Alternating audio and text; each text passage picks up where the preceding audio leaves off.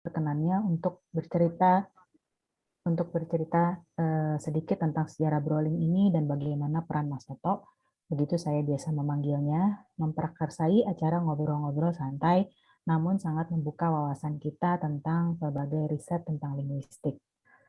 Berdasarkan cerita dari rekan-rekan di LLL, khususnya dari Mbak Zahroh Nuriyah, Mas Toto ini terinspirasi oleh seorang ilmuwan yang kami semua lupa namanya, yang ngobrol santai dengan sesama ilmuwan ketika makan siang. Ketika mereka makan siang itu, timbul ide-ide brilian tentang bagaimana mengembangkan lebih lanjut ilmu yang mereka geluti. Nah, Mas Toto ingin melakukan hal serupa dan menyediakan wadah bagi kita untuk berdiskusi secara serius tapi santai. Ketika kami masih bekerja secara luring di Gedung 3 FIB UI, acara ini diadakan sebulan sekali dan merupakan momen yang ditunggu-tunggu oleh para dosen dan mahasiswa. Dari pertengahan tahun 2020 sampai awal 2021, kami juga sempat beberapa kali mengadakan Brawling secara daring. Waktu itu LLL diketuai oleh Mbak Filia. Kami sangat bergembira karena antusiasme pendengar sangat tinggi. Acara Brawling kami selalu dihadiri oleh ratusan peserta dari berbagai tempat di Indonesia. Bahkan ketika Brawling diadakan malam hari pun tidak menyurutkan minat peserta untuk mengikuti sampai tuntas. Ya, padahal waktu itu acara Brawling mengundang pembicara dari Indonesia Timur. Jadi bisa dibayangkan betapa kami ngobrol tentang linguistik sampai larut malam sekali di tempat pembicara itu. Pada acara-acara Brawling, biasanya saya dan Mas Toto bergantian bertugas memberikan sambutan. Saya membayangkan jika Mas Toto berada bersama kita hari ini, pasti beliau juga yang akan memberikan sambutan. Ide Brawling kali ini diadakan pada tanggal 20 Agustus ini juga datangnya dari beliau. Bapak Ibu yang saya hormati, Departemen Linguistik dan Program Studi Linguistik FIB UI merupakan dua institusi yang berbeda. Mas Toto dan saya memiliki tugas yang berbeda dan kami bekerja sesuai tupoksi masing-masing. Namun ada kalanya tugas departemen dan program studi itu tidak bisa dipisahkan. Ada saat-saat di mana urusan departemen juga urusan prodi, dan urusan prodi juga merupakan urusan departemen, seperti halnya Brawling ini. LLL ini secara resmi berdiri di bawah Departemen Linguistik, namun kegiatan-kegiatannya juga terasa manfaatnya bagi mahasiswa program studi Pascasarjana Linguistik. Oleh karena itu, tidak heran jika acara Brawling ini selain diisi oleh pakar-pakar linguistik, juga dapat diisi oleh mahasiswa-mahasiswa yang sedang menulis tesis dan disertasi. Dan saya lihat juga di sini sudah ada beberapa mahasiswa baru ya, saya senang sekali. Atau acara ini juga bisa diisi oleh alumni, salah satunya Ibu Sri Munawaroh ini, ya, yang baru saja lulus menjadi doktor ilmu linguistik pada tanggal 5 Agustus 2021 lalu. Jadi saya sangat mendorong agar LLL ini terus diadakan dan terus mengundang para penggiat linguistik dari berbagai bidang untuk dapat mendiseminasikan penelitiannya dalam bentuk ngobrol-ngobrol santai. Akhir kata, saya mohon perkenan Bapak Ibu untuk sejenak memanjatkan doa untuk Mas Toto, agar Mas Toto diberikan tempat yang terbaik di sisi Allah Subhanahu wa Ta'ala, dan ilmu-ilmu yang telah Dia tinggalkan terus membawa manfaat bagi kita semua dan menjadi amal jariah yang terus mengalir kepada beliau hingga keabadian. Mas Toto, kami semua di sini meneruskan jejak-jejakmu dan kami ingin dapat meneladani semangatmu dalam mengembangkan ilmu linguistik. Bapak Ibu, mari kita bersama-sama berdoa sejenak. Berdoa mulai.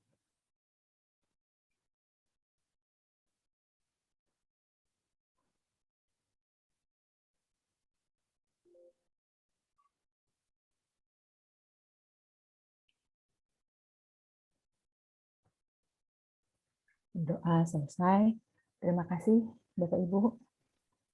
Selanjutnya saya kembalikan kepada Pak Ari. Terima kasih Pak Ari. Wassalamualaikum warahmatullahi wabarakatuh. Waalaikumsalam warahmatullahi wabarakatuh. Oke, terima Ibu Sonya untuk sambutannya yang luar biasa. Ya, tentu bagi kita yang sering mengikuti Brawling ini juga sangat kehilangan sosok Pak Toto. Ya, beliau yang sering biasa memberikan sambutan, ya.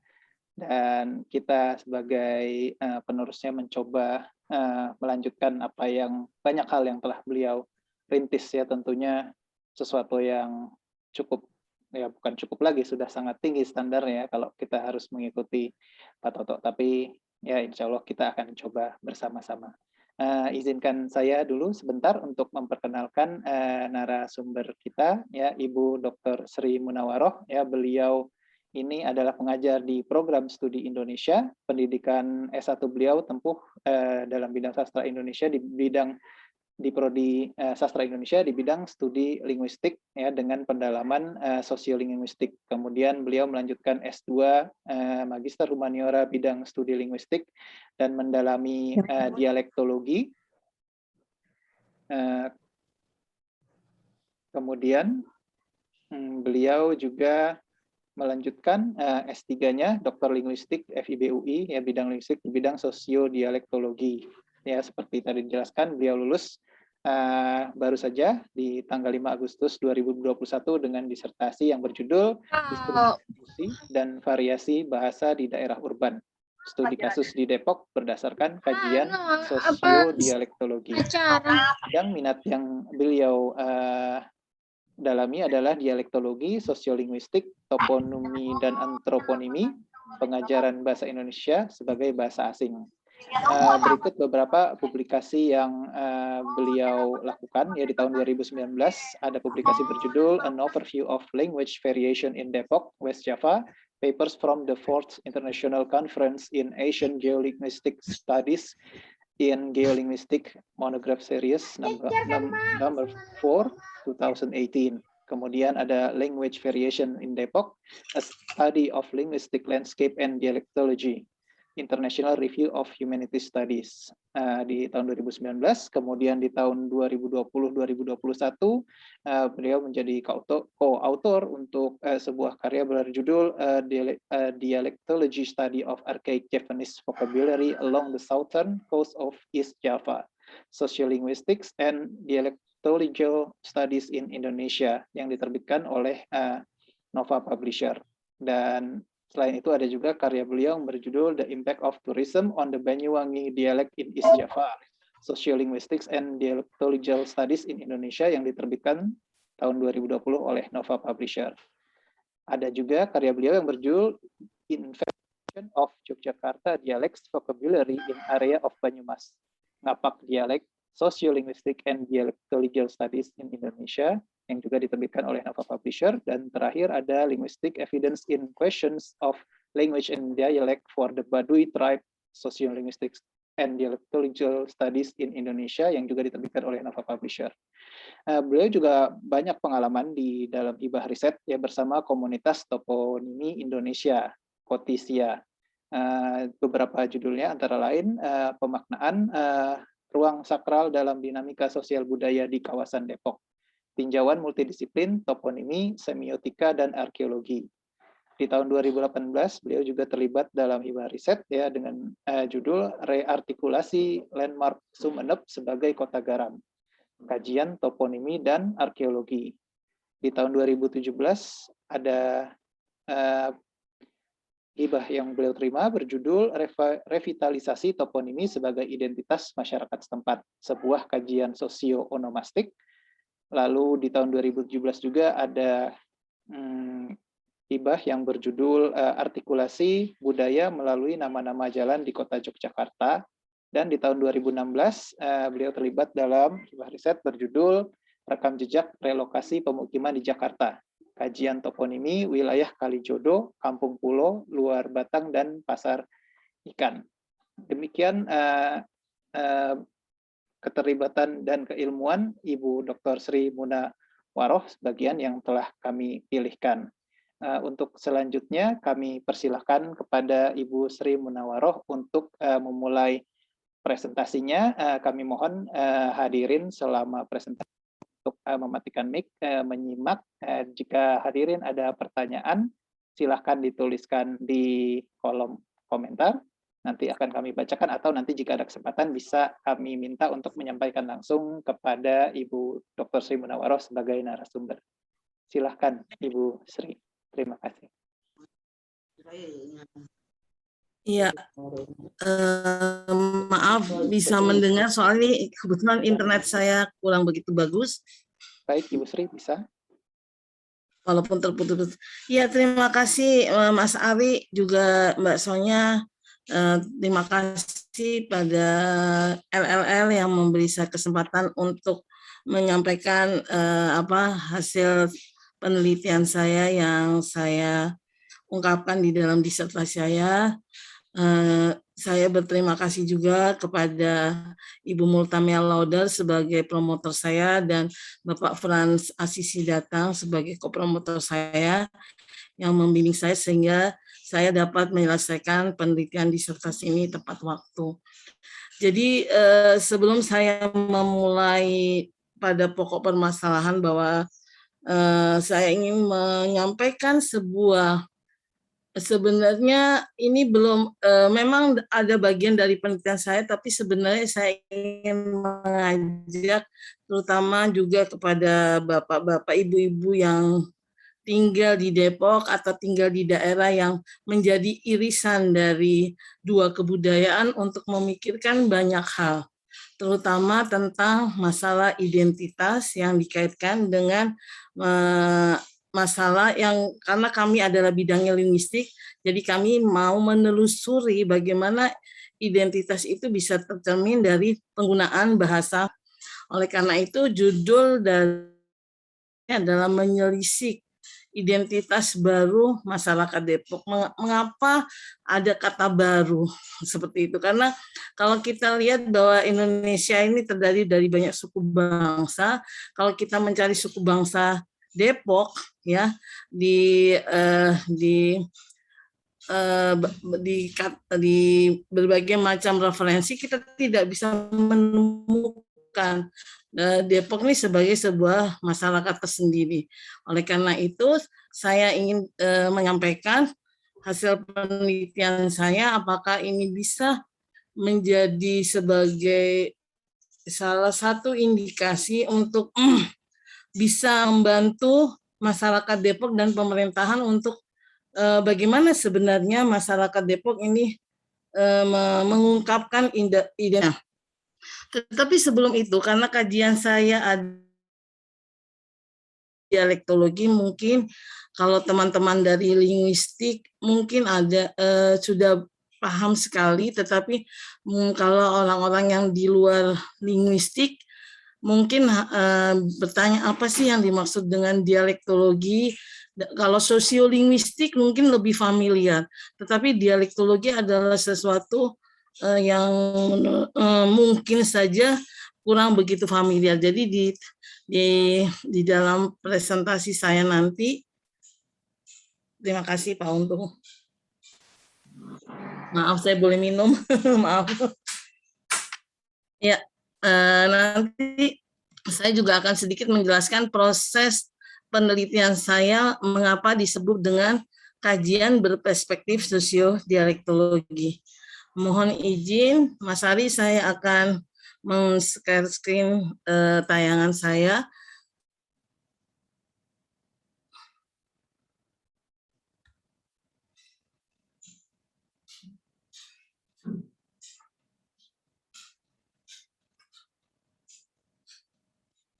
Sudah bisa terlihat? Bisa, Ibu Sri. Terima kasih. Ya, ini judulnya adalah menyelisik identitas baru. Dengan kata dasarnya adalah telisik. Telisik itu soalnya kita, kalau orang Jawa bilang tuh metani. Metani itu ya mencari sebenarnya di mana identitas masyarakat Kota Depok. Seperti kita tahu, Depok sebagai daerah penelitian di Jawa Barat yang memiliki sejarah cukup panjang, yaitu pada sebelum tahun 99 di peta sebelah kanan ini adalah Depok hanya terdiri atas 3 kecamatan. Setelah ini Depok terus berkembang pesat sehingga jumlah kecamatannya menjadi 6 dan berkembang pada tahun 2007 menjadi 11 kecamatan. Nah, dari 11 kecamatan itu terdiri dari 63 kelurahan. Nah, Kota Depok kemudian menjadi daerah otonom yang terpisah dari wilayah Kabupaten Bogor terhitung mulai tanggal 27 April 1999. Nah, tanggal 27 April inilah yang kemudian dianggap sebagai hari jadi Kota Depok yang terus diperingati oleh masyarakat Kota Depok. Nah, mengapa pada tanggal 27 April itu? Karena sejak saat itu Depok yang semula sebagai kota administratif berubah menjadi kota madya. Nah, sebagai daerah penyangga ibu kota, Depok diproyeksikan sebagai daerah otonom yang dijadikan daerah pemukiman, tentunya yang dimulai dengan adanya Perumnas, lalu dijadikan sebagai daerah pemukiman, pendidikan, pariwisata, dan tentunya resapan air. Terlebih lagi pada tahun 1987 Universitas Indonesia pindah ke Kota Depok. Jadi membuat Depok mengalami perkembangan sangat pesat dalam bidang kependudukan dan pendidikan. Nah, selain latar belakang tersebut, Kota Depok merupakan pertemuan dua gelombang bahasa, yaitu gelombang bahasa Betawi, yaitu yang berpusat di daerah khusus ibu kota, dan gelombang bahasa Sunda. Nah, gambar ini adalah visualisasi saja. Apa sih yang dimaksud dengan gelombang bahasa? Gelombang bahasa itu kalau ibaratnya kalau kita melemparkan batu di sebuah kolam atau di sebuah air, pasti kita lihat ada riak-riak di sekitarnya yang berbentuk seperti lingkaran ini. Tentunya gelombang itu yang dekat dengan di mana pusat batu dilemparkan itu tampak cukup jelas, tapi makin lama dia akan memudar. Nah, gelombang bahasa diibaratkan seperti halnya segitu. Jadi yang dekat dengan pusat biasanya itu mempunyai pengaruh yang cukup memiliki pengaruh pusat yang cukup kuat, tetapi semakin jauh dari pusat biasanya sudah mengalami pengaruh yang makin lemah. Kalau lihat dari dua gelombang ini, kita pasti berpikir Depok tentunya pengaruh bahasa, dengan demikian pengaruh bahasa Betawinya itu cukup kuat karena posisi Depok lebih dekat dengan DKI Jakarta, sedangkan Depok agak jauh dari pusat bahasa Sunda, yaitu di Kota Bandung. Nah, oleh karena situasi seperti ini, Depok menarik untuk dijadikan sebagai daerah penelitian. Jadi disertasi saya juga mengungkapkan rumusan masalah bagaimana situasi kebahasaan di Depok sebagai daerah urban yang di dalamnya terjadi kontak bahasa yang memunculkan variasi bahasa yang kemudian membawa pengakuan masyarakat Kota Depok menggunakan bahasa tertentu sebagai bagian identitas masyarakat Kota Depok. Nah, ini tujuan penelitian saya, yaitu distribusi bahasa di Kota Depok sebagai daerah urban yang terjadi akibat kontak bahasa antar penutur bahasa di kota tersebut dengan cara berikut. Nomor 1, 2 ini adalah ilmu pisaunya adalah yang kita pakai adalah dialektologi, yaitu menemukan batas-batas bahasa yang ada di Depok melalui peta-peta bahasa dan berkas isoglos. Yang kedua, menunjukkan bahasa yang mempunyai daya sebar paling luas di Kota Depok. Nah, ini juga ada istilah berdasarkan jumlah etima, sebenarnya etimon, dan penghitungan dialektometri ini sangat teoritis, tapi mau menunjukkan bahwa ini adalah ilmu dialektologi. Namun kemudian nomor 3-nya ini adalah menemukan kosakata apa saja yang menjadi bukti adanya kontak bahasa antar penutur bahasa di Kota Depok. Ini yaitu kajian sosiologi. Jadi penelitian ini menggunakan ancangan yang dinamakan sosiodialektologi, yaitu ancangan penelitian yang menggabungkan sosiolinguistik dan dialektologi. Nah, secara gambaran dan informasi kondisi kebahasaan di Depok sebagai salah satu daerah urban di Indonesia, ini secara teoritis kemaknawian yang bisa kita peroleh. Lalu dokumentasi bahasa yang berupa peta persebaran bahasa yang memperlihatkan kondisi kebahasaan di Depok. Sebelum kita berbicara lebih lanjut, dialektologi ini bahan dasarnya adalah peta bahasa, tetapi peta bahasa ini adalah sebenarnya bahan mentah yang bisa dikaitkan dengan banyak hal. Bisa saja dikaitkan kalau pada masa pandemik ini, karena ini pandemik, tapi kalau seandainya ada suatu wabah penyakit menimpa dalam suatu masyarakat di tempat desa tertentu, keterbatasan biaya dan sebagainya, tentunya kita harus memutuskan penyebaran itu seperti yang dilakukan pemerintah sekarang dengan melakukan lockdown. Tetapi dengan kalau seandainya kita punya peta bahasa, kita tidak perlu memutuskan semua akses antar titik yang kita teliti, cukup memutuskan titik-titik yang mempunyai komunikasi yang sangat tinggi dengan efisiensi penanganannya juga lebih baik. Jadi peta bahasa ini banyak mempunyai fungsi banyak hal kalau kita sudah mempunyai peta bahasa. Dengan demikian salah satunya adalah secara praktis peta bahasa selain secara teoritis dapat juga menjadi masukan bagi pengambil kebijakan dalam memutuskan bahasa daerah atau muatan lokal apa.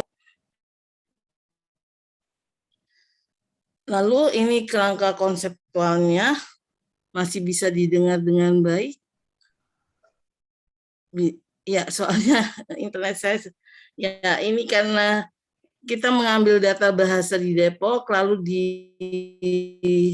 dianalisis secara dialektologi. Ini adalah konsep-konsep dialektologi. Kemudian kita menghasilkan peta bahasa yang saya katakan lagi. Kemudian baru kita interpretasikan berdasarkan distribusi dan kontaknya. Lalu baru kita bisa melihat variasi bahasa di Depok.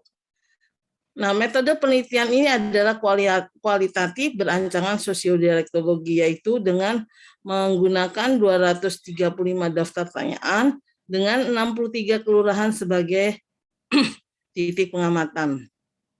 Saya ingin menggambarkan sedikit bagaimana proses kerja penelitian saya ini. Ini adalah yang disebut dengan peta dasar bahasa. Peta dasar bahasa ini diambil dari peta geografis Kota Depok, kemudian dalam tanda kutip dibersihkan. Jadi kita hanya berpikir kira-kira hal-hal apa saja yang perlu dipertahankan yang mungkin dengan asumsi bahwa dia dapat menjadi pengaruh terhadap penyebaran bahasa. Di sini saya memperlihatkan tuh ada wali kota, pusat wali kota di nomor 1, lalu ada topi toga ini UI di situ. Jadi ini ada 63 titik kelurahan yang saya jadikan sebagai titik pengamatan. Lalu kita tadi mengatakan ada 235 kosakata yang ditanyakan pada penduduk di 63 titik pengamatan ini. Jadi setiap kosakata, ini contohnya kosakata atau glos kelima yang bertanya tentang anak, ditanyakan di setiap titik pengamatan atau kelurahan. Kalau di daerah sini, di penduduk asli ya tentunya, karena ada kriteria informan juga, anak itu dikatakan apa? Ternyata di daerah Depok kita menemukan 3 jawaban yang diberikan oleh masyarakat setempat. Kalau dalam istilah dialektologi disebut 3 berian, sesuatu yang diberikan oleh informan, yaitu ada yang mengatakan anak, lalu ada yang mengatakan anak, tapi ada juga yang mengatakan bocah. Kata anak dan anak ini dianggap satu etima atau etimon. Jadi dianggap tidak mempunyai perbedaan secara leksikal, tetapi dia hanya berbeda secara fonetis saja. Tetapi kalau dia mengatakan kata bocah, itu dianggap jauh berbeda, maka diberi tanda yang berbeda. Tampak tadi di sini ada lingkaran, yang ini lingkaran. Jadi kalau anak dan anak lingkarannya sama, tapi ada pembedanya. Tetapi bocah adalah sesuatu yang berbeda, jadi diberi dengan lambang yang berbeda. Kalau kita lihat sepintas untuk contoh anak saja, bahwa di daerah ini adalah daerah yang memakai kata bocah, sedangkan daerah sini adalah daerah yang memakai kata anak, lalu yang lainnya memakai kata anak, seperti itu. Jadi ini kita harus membuat peta sebanyak bergantung dari berapa daftar pertanyaan yang ingin kita, daftar kosakata yang kita ingin tanyakan pada informan. Nah, dari sini kita lihat kalau dia anak dan anak, karena dianggap sebagai kata yang sama, kita memberikan dengan garis titik-titik saja. Ini yang disebut dengan isofon. Iso itu yang sama, fon itu bunyinya sama. Jadi kita berikan dia hanya. Tetapi untuk kata anak dan anak dengan bocah, kita beri dengan garis, yaitu yang disebut dengan kata isoglos. Nah, jadi setiap peta diperlakukan seperti itu. Jadi kita nanti dari 235 peta itu kita tumpuk menjadi satu yang namanya disebut dengan berkas isoglos, seperti rambut ini. Ini adalah tumpukan dari 235 peta. Jadi terlihat ini akan memperlihatkan apa gitu kan. Kenapa kita harus mempitik 62 atau di daerah-daerah yang dibatasi oleh rambut isoglos yang sangat tebal ini, mungkin ada perbedaan bahasa atau ada perbedaan dialek yang cukup tinggi. Nah, sesudah itu kita juga masih melakukan, itu adalah pekerjaan selanjutnya adalah kita mengasumsikan bagaimana antar titik pengamatan itu bisa berkomunikasi. Jadi contohnya saja pada titik nomor 15 kita asumsikan titik 15 ini bisa berkomunikasi dengan titik 16, bisa berkomunikasi dengan titik 7, bisa berkomunikasi dan sekitarnya. Tidak memungkiri, tetapi 15 ini bisa juga berkomunikasi dengan 9, tetapi ini terlalu jauh karena sudah melewati angka 7, 6. Ini adalah asumsi bahwa mereka bisa apa tujuan membuat segitiga seperti ini, yaitu karena kita akan membuat apa yang disebut dengan jaring laba-laba. Nah, jaring laba-laba ini didasarkan oleh apa yang disebut dengan penghitungan dialektometri yang disebut dengan penghitungan. Jadi antara kelurahan yang diberi tanda kelurahan nomor 1 dan kelurahan nomor 2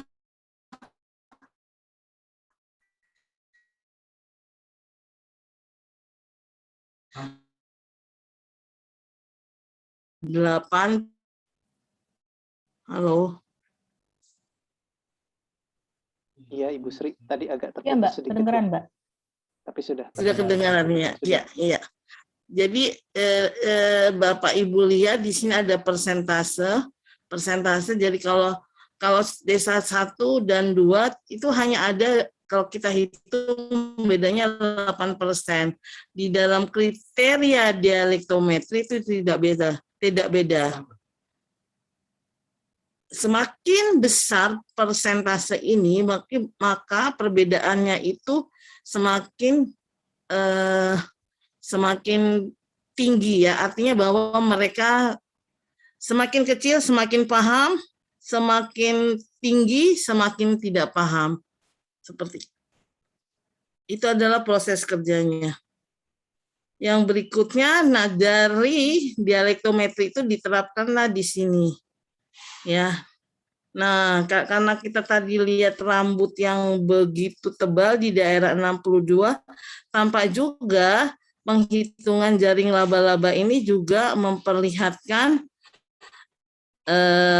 garis yang cukup tebal juga. Jadi ada kesesuaian seperti itu.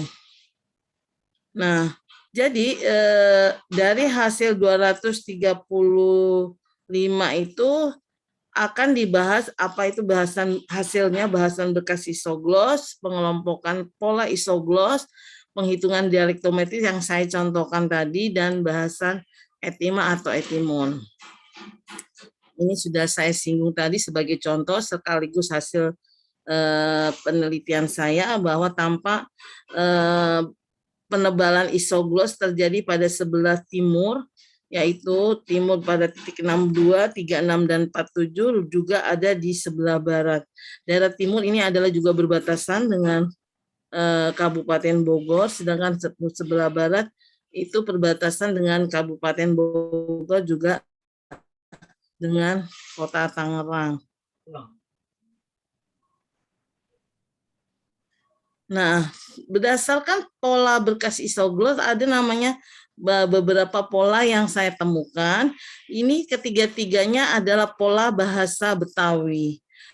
Pola A adalah pola yang ditemukan pola bahasa Betawi yang memakai kata orah.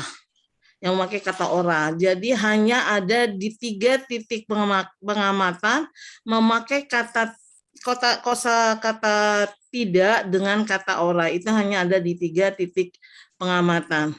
Lalu yang pola B adalah pola bahasa Betawi yang tidak memakai kata ora, namun masih memakai kata yang khas Betawi ora, yaitu seperti kata wadon, lanang, bocah. Itu adalah kata-kata khas yang membedakan bahasa Betawi tengahan atau dengan bahasa Betawi pinggiran atau lebih sering disebut dengan bahasa Betawi orang. Jadi ada pola A, pola B. Jadi, nah pola C ini sebenarnya tetap sebagai pola bahasa Betawi pinggiran juga, tetapi ini tidak memakai kata orah, juga tidak memakai kata bocah, lanang, dan wadon. Tapi mengapa saya tetap mengelompokkannya? Ya, maaf internetnya. Mengapa saya mengelompokkannya tetap sebagai bahasa Betawi pinggiran? Karena di titik-titik pengamatan ini tidak memakai kata apa, di mana gitu, tapi tetap apa, di mana yang menjadi ciri khas Betawi pinggiran yang membedakannya Betawi pinggiran dengan Betawi tengahan. Kalau Betawi tengahan apa, di mana, tapi kalau Betawi pinggiran dengan apa, lalu bahkan cenderung menambahkan kata apa dengan kata huruf H di belakangnya bunyi H. Siapa seperti itu.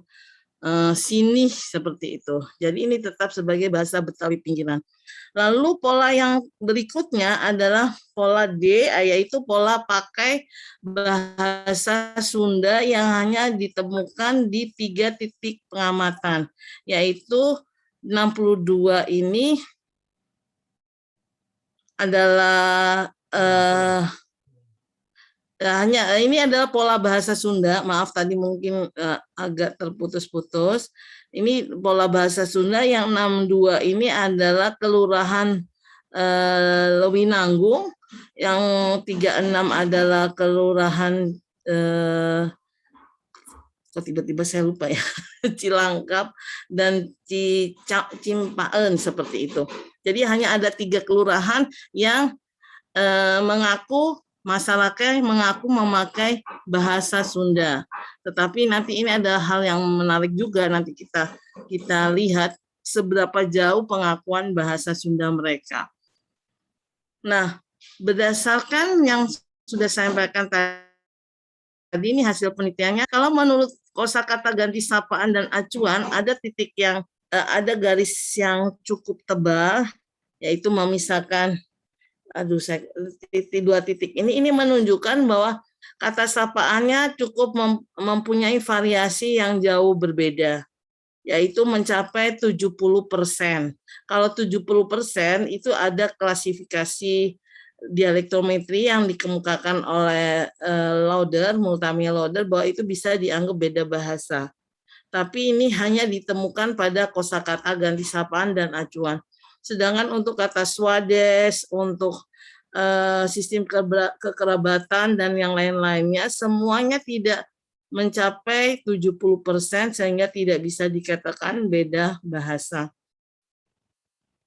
Nah, kalau berdasarkan penjumlahan kelompok etima atau etimon secara keseluruhan memang terlihat bahwa yang mempunyai perbedaan ada 2 etima di setiap gambarnya itu mencapai 86%.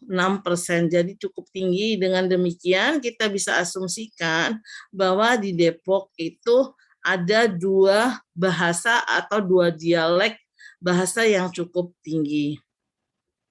Nah, kemudian dari hasil pembahasan tersebut terlihat bahwa ada terjadinya kontak bahasa antara bahasa Betawi dan bahasa Sunda, yaitu terjadinya proses saling meminjam, terutama dalam sistem kata sapaan dan sistem kekerabatan. Jadi panggilan untuk memanggil gadis kecil atau gadis remaja lebih banyak menggunakan kosakata bahasa Sunda yaitu neng atau neng, yaitu mencapai 84% dari areal seluruh Depok. Lalu panggilan untuk perempuan dewasa atau yang lebih tua lebih banyak menggunakan kosakata bahasa Betawi yaitu empo atau empok sebesar 75%. Namun panggilan untuk laki-laki lebih banyak didominasi oleh kosakata bahasa Betawi, baik untuk anak-anak kecil, remaja, tua, yaitu ada yang memanggil entong, sedangkan untuk laki-laki tua memanggil engkong. Pada sistem kekerabatan juga, untuk adik laki-laki ayah dan ibu lebih banyak menggunakan kosakata bahasa Sunda, yaitu mamang. Sistem kekerabatan untuk adik perempuan ayah dan ibu lebih banyak menggunakan kosakata Betawi yaitu encing. Nah, kemudian kita lihat bagaimana sebenarnya situasi bahasa Betawi ora sendiri di Depok. Kita lihat penggunaan kata ora yang secara definitif memakai kata ora itu hanya 6% dari areal seluruh Depok. Tetapi untuk kata wadon itu masih meliputi areal yang cukup luas yaitu 57%. Lanang 24 juga masih cukup bisa dianggap cukup luas. Jadi ini bisa memberikan cerminan bahwa bahasa Betawi di Depok ini memang masih cukup kuat, yaitu bahasa Betawi ora. Namun adapun temuan berdasarkan riset ini yang nanti bisa kita buat sebagai dasar untuk menyelisik bagaimana identitas bahasa Depok ada 3 hal, yaitu pertama, bahasa sebagai penanda identitas diperlihatkan oleh label yang dilekatkan oleh masyarakat bahasa di daerah itu, yaitu bahasa Depok. Jadi kenapa sampai muncul kata bahasa Depok nih? Ketika proses wawancara, kan melalui proses datang ke kelurahan, lalu kita bertanya di mana penduduk setempat biasa, ada di sebuah RT atau RW tertentu, lalu di sana kita bertemu dengan ketua RT atau bertanya di mana orang yang bisa kita wawancarai dengan kriteria informan yang sudah kita siapkan, yaitu bahwa 4 keturunan, 2 sampai 4 turunan tinggal di Depok, lalu mempunyai alat ucap yang sempurna, dalam tanda kutip jarang berpergian, artinya tidak pernah bekerja menetap di luar negeri atau di luar kota, tapi memang asli adalah kriteria yang nanti menjadi kriteria dasar penentuan informan. Muncullah kata ketika saya diberitahu bahwa di situ banyak penduduk. Ketika ditanya ibu atau bapak, ibu memakai bahasa apa gitu, muncullah kata bahwa mereka mengatakan kami memakai bahasa Depok gitu, bukan bahasa Betawi. Oh bukan, kami pakai bahasa Depok, kami kan udah lama di sini. Jadi mereka lebih ingin dikenal sebagai orang Depok yang dalam hal ini tidak lagi terpisahkan antara orang Betawi dan orang Sunda serta kelompok-kelompok pendatang lainnya. Yang kedua, bahasa dari sudut pandang politik pemerintahan, yaitu merupakan identitas kewilayahan berdasarkan SK Gubernur Jawa Barat, yaitu bahwa masyarakat Kota Depok adalah bahasa yang tergolong dalam rumpun Melayu Depok. Dan ini juga pernah dicetuskan oleh Wali Kota Depok, Bapak Idris, mengatakan kami bukan Melayu, kami bukan Melayu Betawi. Kalau Betawi itu trademarknya Jakarta, kami ini Melayu Depok. Jadi, nah ini harus ditelusuri juga bahwa sudah ada pengakuan yang berbeda. Padahal kalau kita telusuri di dalam etnolog, di sumber-sumber kebahasaan lainnya, bahasa Melayu Depok itu belum ada. Lalu ketiga, bahasa sebagai sebuah entitas linguistik yang eksistensinya tidak terlepas dari penghitungan secara metodologis yang dilakukan oleh para linguis, termasuk saya. Ini kemudian terlihat dari label bahasa Melayu dialek Betawi. Ini yang kemudian hal yang menarik kita telusuri, mengapa ada pengakuan bahwa kami adalah orang Depok. Sudah ada usaha kodifikasi dari masyarakat Depok untuk memberikan label identitas dirinya. Dia bukan orang Betawi, dia bukan orang Sunda. Diawali dengan pertama adanya Kamus Bahasa Betawi Depok yang disusun oleh Bapak Nuraji MSI. Kamus ini sangat tipis, tetapi ini usaha yang cukup bagus, merintis sesuatu bahwa kami orang Depok, melabelkan ada Betawi Depok. Tapi masih ya. Lalu kemudian ini adalah kamus yang terus sudah mungkin 2 kali atau sekali sudah dilakukan revisi, yaitu Kamus Bahasa Depok yang disusun oleh kumpulan orang-orang Depok atau disebut dengan KOOD. Jadi lestarikan bahasa emak baba. Kalau kita buka kamus ini, ya memang pada umumnya sebenarnya sepintas memang banyak bahasa Betawi di sana, tetapi ada kata-kata tertentu yang mungkin saya ya yang baru mendengar kata abong-abong. Abong-abong itu apa? Ternyata kalau di dalam kamus ini mentang-mentang abong-abong tajir itu orang ngendir banget. Abong-abong tajir itu orang ngedir banget. Jadi itu artinya mentang-mentang kaya, ngedir itu kaya, itu orang sombong sekali. Jadi ada kata-kata yang memang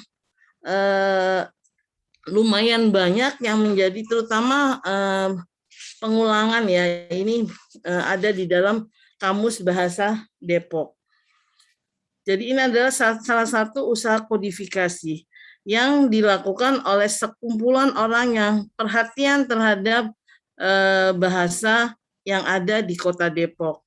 Begitupun pemerintah juga melakukan kodifikasi dengan meluncurkan batik sebagai identitas Kota Depok. Ini adalah batik dengan motif ikan, karena ikan-ikan ini adalah lambang Kota Depok. Jadi menjadi ciri khas Kota Depok. Kalau nggak salah ikan manfish atau apa gitu ya dengan bentuknya. Lihat ini ada. Jadi motif ikan cukup banyak ditemukan. Ini salah satu contoh saja. Lalu selain motif ikan, batik itu juga ada yang disebut dengan motif belimbing. Nah, bagi mahasiswa UI atau kita yang berkantor di UI juga mungkin tahu bahwa Depok di ucapan selamat datangnya juga membuat miniatur belimbing yang mengatakan bahwa Depok adalah kota belimbing. Jadi ini batik-batik yang memberikan gambaran kota belimbing. Lalu ini belum nggak begitu jelas, tapi sebenarnya ini batik motif gong sibolong. Jadi salah satu alat kesenian alat tabuh di Depok ini, salah satunya yaitu ada namanya gong bolong. Memang berlubang, itu cukup mistis dan bahkan dijadikan monumen di daerah Jalan Kafi sana. Dan ini dikuatkan dengan adanya batik gong bolong ini.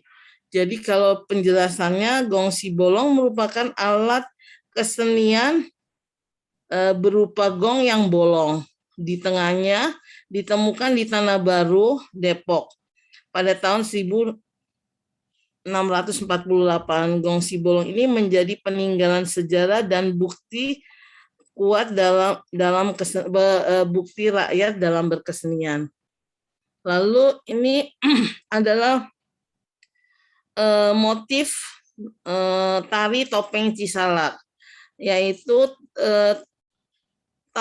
tari topeng yang menjadi kebanggaan atau menjadi ciri khas Kota Depok sehingga sampai dijadikan menjadi motif batik. Pada ulang tahun Depok yang ke-19 ya, 2 tahun sebelum pandemi, batik motif tari topeng Cisalak ini juga menjadi logo di ujung dari spanduk-spanduk yang diterbitkan oleh pemerintahan Kota Depok. Menjadi salah satu ciri khas kesenian Kota Depok. Nah, ini yang disebut batik Kota Depok. Kalau kita lihat ini apa ya bentuknya, ternyata kalau di dalam penjelasannya menarik. Ini katanya banyaknya mall, banyaknya banyaknya apartemen, lalu ada namanya lintasan Sungai Ciliwung dan lintasan Sungai Krukut. Jadi ini menggambarkan situasi kota Depok, yaitu selain banyak apartemen, banyak hotel, juga banyak mal-mal, banyak kantor-kantor di Depok dengan bentuk seperti ini. Itu yang diceritakan dalam motif batik Kota Depok. Nah, selain batik, ini sebenarnya masih banyak lagi batik. Ini ada batik ya yang memakai lambang-lambang dari pemerintahan seperti itu. Dan setiap warnanya, maaf, saya mau.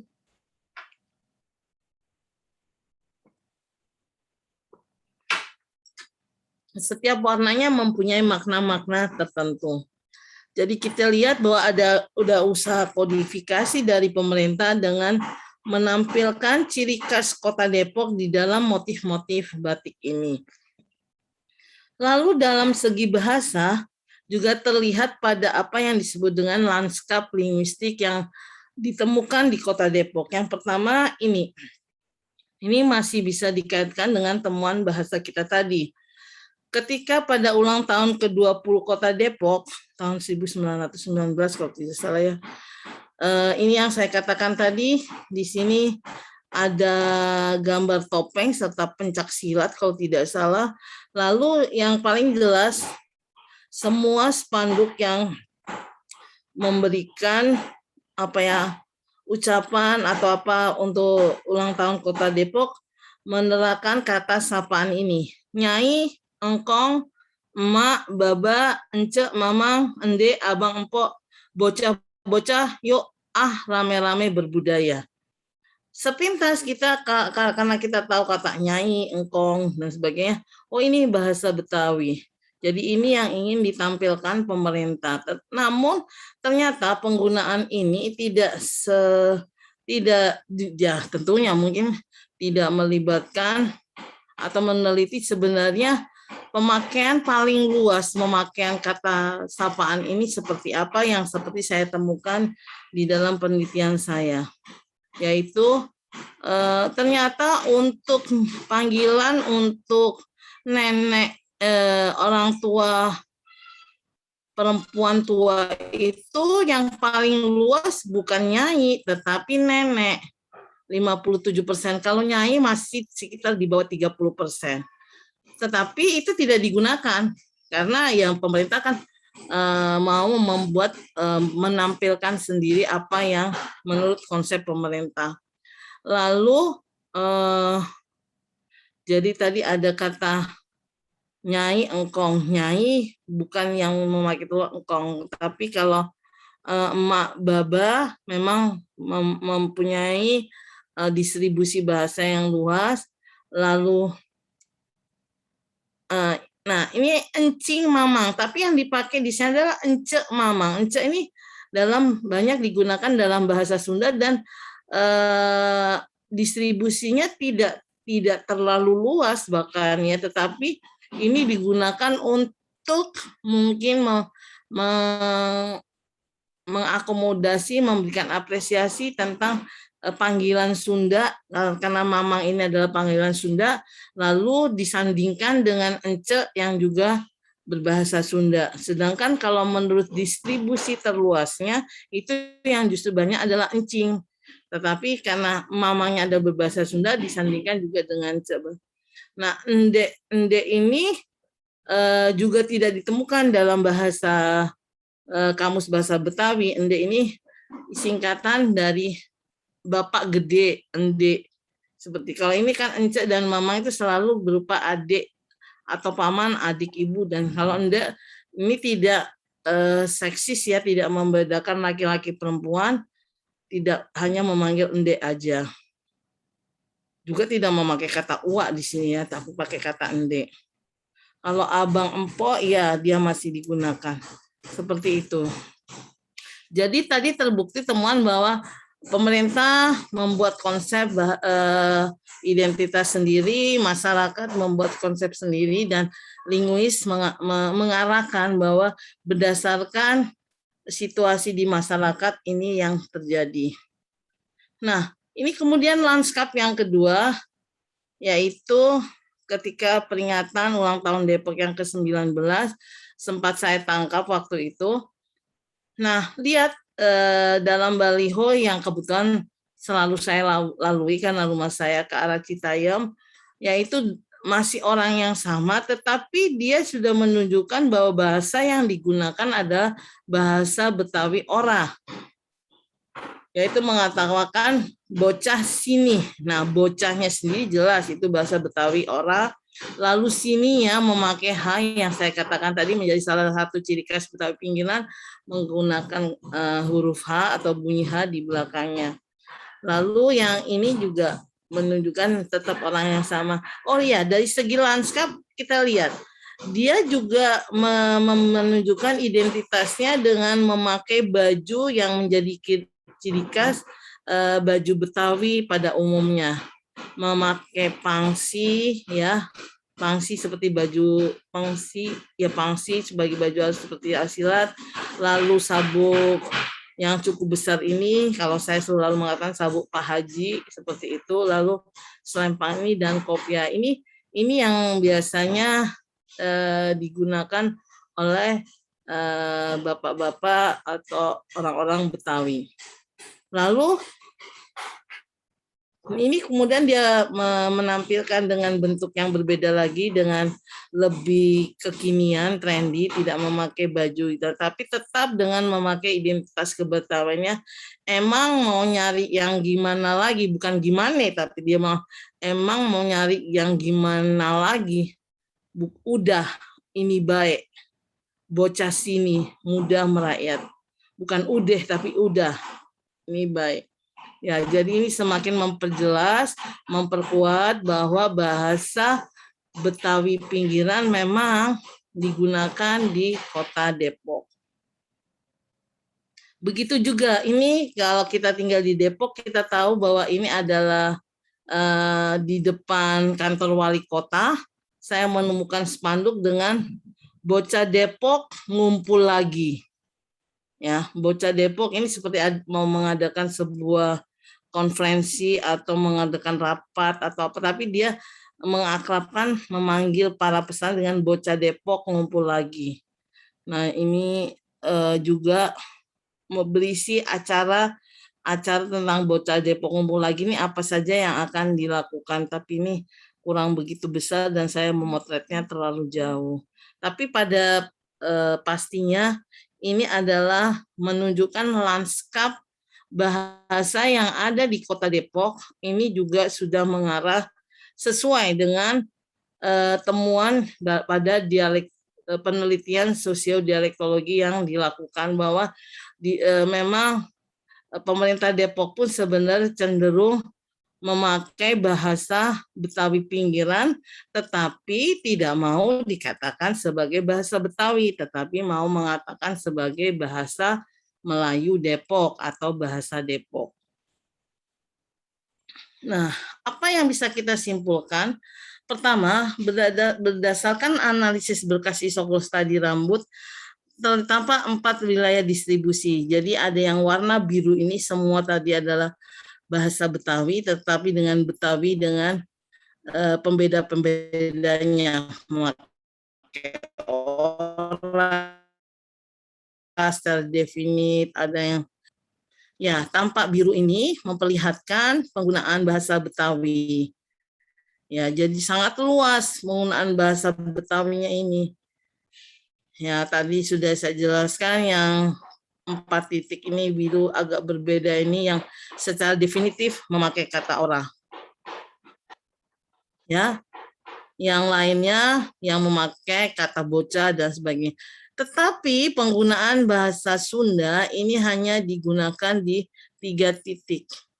Namun setelah saya gali lebih dalam lagi, penggunaan bahasa Sunda sini walaupun mereka mengaku sebagai bahasa Sunda, penggunaan bahasa Sunda mereka dari 235 kosakata yang saya kumpulkan, mereka menggunakan di bawah 50% menggunakan bahasa Sunda. Sebenarnya bahasa Betawinya juga sudah mulai menyusup ke dalam areal di.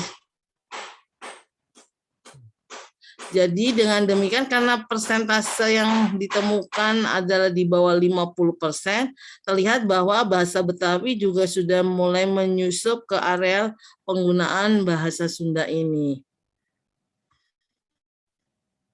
Kedua, berdasarkan penghitungan etima, ya tadi sudah katakan ada 2 bahasa yang berbeda digunakan di Kota Depok, bahasa Betawi dan bahasa Sunda, berdasarkan pengakuan masyarakat.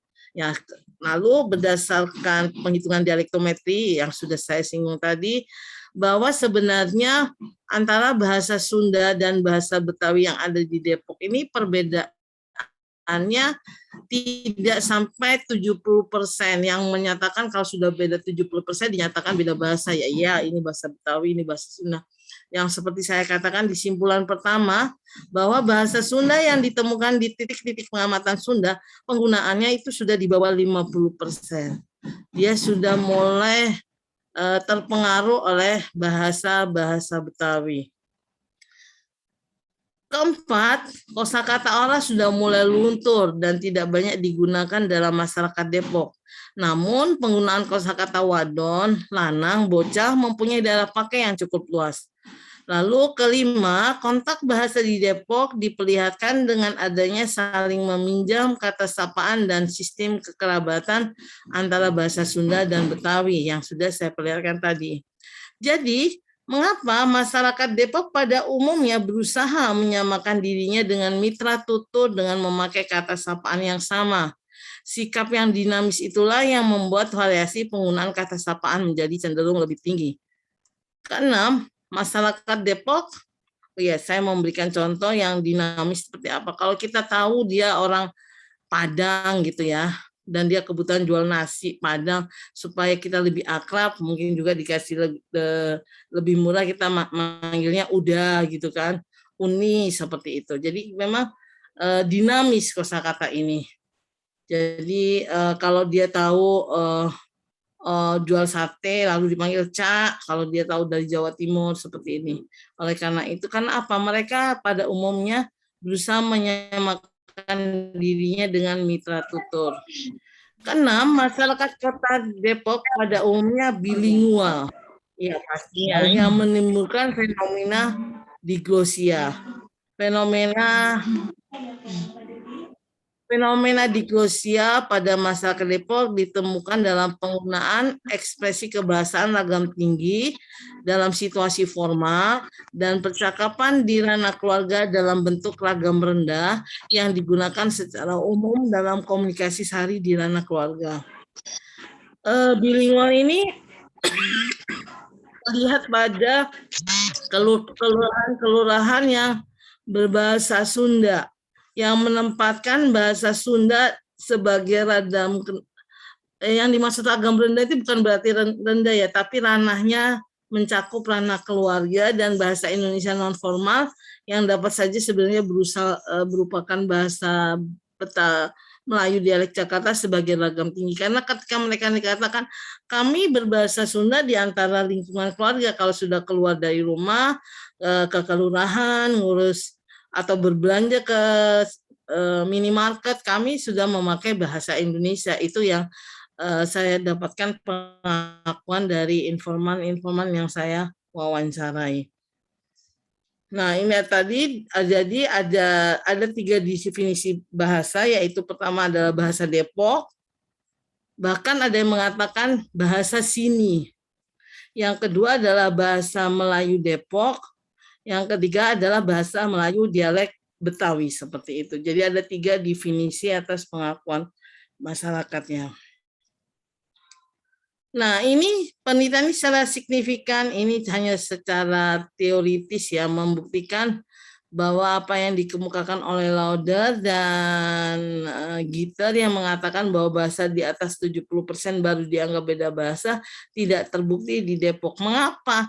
Karena Depok adalah kota urban yang penutur bahasanya tidak mengalami kesulitan dalam berkomunikasi.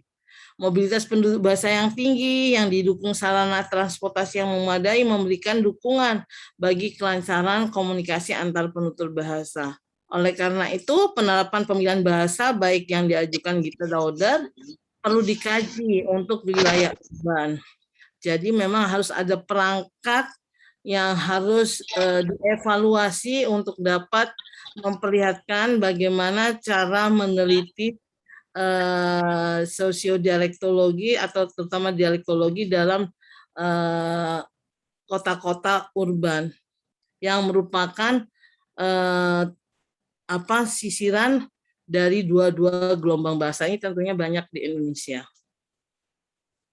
Nah, berdasarkan peta bahasa yang dihasilkan penelitian ini dapat ditentukan bahwa daerah bahasa pakai Betawi merupakan daerah pakai terluas, sedangkan daerah pakai bahasa Sunda hanya di 3 kelurahan. Berdasarkan penelitian ini, karena ini penelitian ini sudah diselesaikan pada bulan April dan proses penulisannya saya mengajukan dengan demikian muatan lokal yang sesuai untuk diajarkan di sekolah Depok ini hanya usulan adalah bahasa Betawi berdasarkan hasil penelitian. Nah, walaupun saya tahu bahasa Betawi pun tidak diajarkan di asalnya di Jakarta, bahwa bahasa Betawi hanya diajarkan di dalam muatan lokal berbentuk kebudayaan Betawi. Maksud saya juga seperti itu. Sarana pengajaran dapat dilengkapi dengan kamus yang sesuai dengan jenjang pendidikan, seperti pengembangan kamus-kamus yang sudah di Depok. Alhamdulillahnya, ini di luar kegembiraan saya baru menerima buku ajar anak saya yang kelas 2 SMP. Tiba-tiba ada buku judulnya Mulok, Muatan Lokal, yaitu Depok Berbudaya. Wah, saya senang. Wah, ini berarti ini akan masuk ke dalam mata pelajaran apa. Saya sampai sempat berkomunikasi dengan salah satu guru SMP, bertanya, buku ini akan digunakan dalam mata pelajaran apa? Saya katakan, lalu dijawab, kalau tidak salah, terima kasih kalau Pak Arief ada di sini. Lalu Pak Arief menjawab, ini kalau nggak salah pelajaran pengenalan budaya kalau nggak salah, tetapi tidak menggantikan bahasa Sunda. Begitu juga dengan saya akhirnya mengumpulkan mulok ini dari kelas 1 sampai kelas 9. Isinya, kalau saja memang isinya akhirnya menjadi cerminan itu adalah memperkenalkan pada umumnya adalah memperkenalkan budaya-budaya Betawi yang berkembang di Depok sesuai dengan kedepokannya. Saya sebenarnya berkeinginan Depok berbudaya ini karena kita tahu bahwa ada irisan antara budaya Sunda dan budaya Betawi. Seharusnya di dalam Depok berbudaya ini juga ditampilkan budaya Sunda yang juga menjadi ciri khas dari kota Depok ini. Demikian yang bisa saya sampaikan. Jadi terima kasih, mudah-mudahan kita bisa berdiskusi di sini, bisa membantu saya dan kita bisa membuka banyak kesempatan penelitian bersama untuk melihat bagaimana masyarakat Depok ini akan di masa-masa yang akan datang untuk menentukan identitasnya. Sebab satu yang tadi saya lupa sampaikan, banyak juga generasi muda, terutama di daerah-daerah yang memakai bahasa Betawi, memakai kata orah.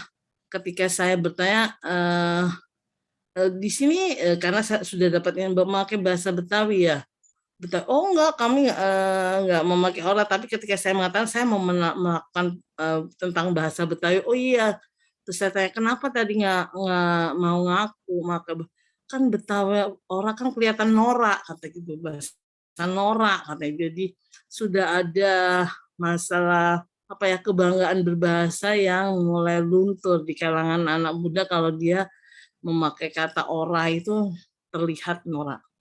Ya, sekian Mas Ari yang bisa saya sampaikan. Mudah-mudahan kita bisa berdiskusi di sini dan saya juga mengharapkan masukan dari Bapak Ibu sekalian dan terima kasih juga atas kesabarannya mendengarkan saya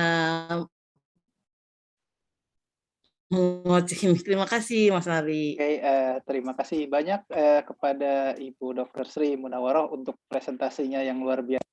Ya, kalau bahasa terkini orang bilang wah daging semua. Ya, ini bukan daging semua lagi, ini wagyu semua. Hebat, luar biasa. Ya, tentunya pasti teman-teman ada banyak yang ingin mengajukan pertanyaan. Ya, tadi saya lihat sudah ada mengajukan tangan. Bisa juga menuliskan di kolom komentar. Sambil menunggu Ibu Sri agak sedikit tarik nafas dulu, mungkin mau minum Ibu Sri, kita mohon teman-teman untuk ya kita foto bareng dulu yuk, tolong diaktifkan kameranya ya untuk dokumentasi kami dan kebersamaan supaya kita lebih mengenal siapa aja sih yang ada di sini ya. Mbak Atin bisa bantu ya, tolong difotokan. Gimana Mbak Atin? Ya baik, di layar saya ada 2 halaman. Jadi nanti akan ada 2 kali foto. Silakan Bapak Ibu nyalakan videonya. Ya, saya mulai kan dari halaman pertama. Ya.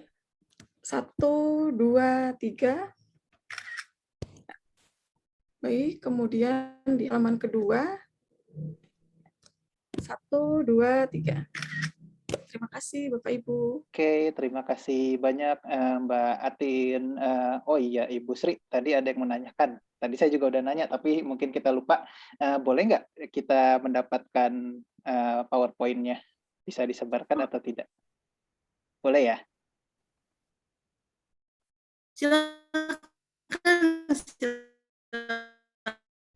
Oke, agak terputus-putus, tapi saya dengar silahkan, berarti boleh.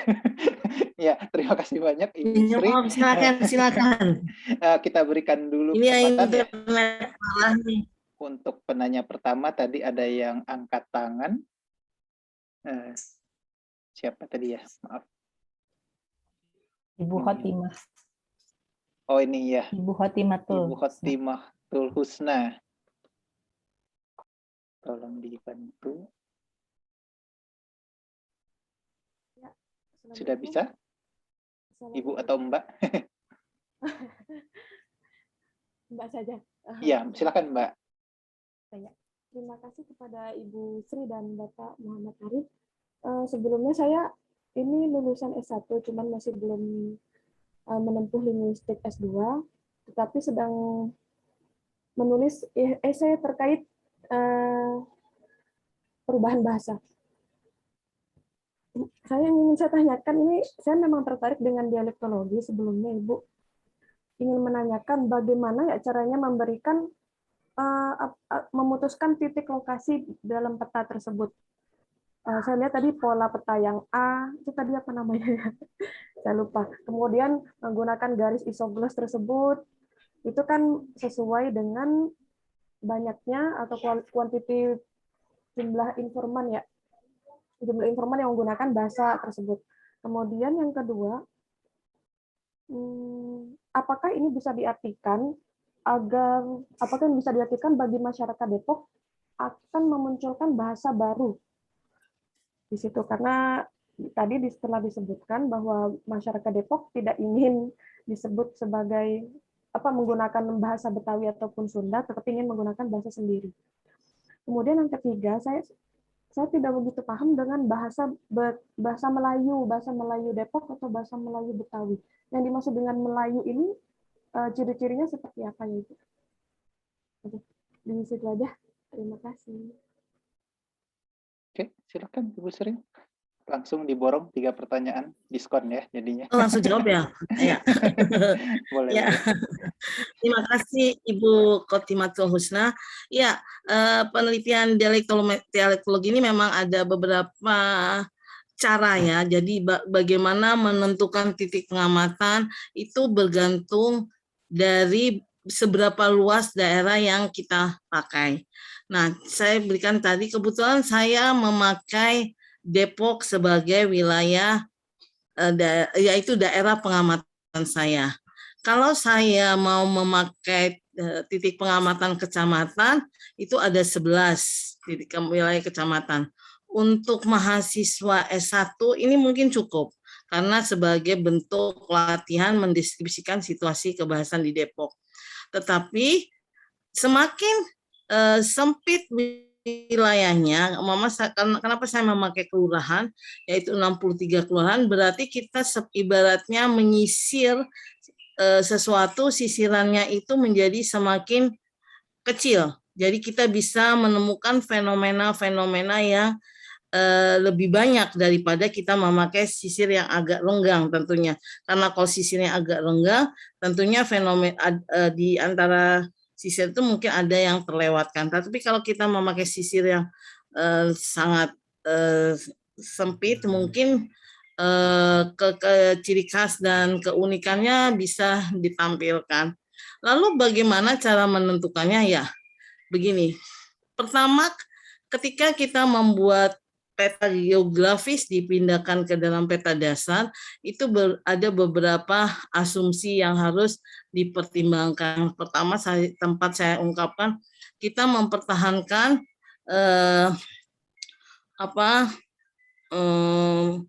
tanda-tanda geografis yang kemungkinan bisa dianggap menjadi tanda pembeda bahasa.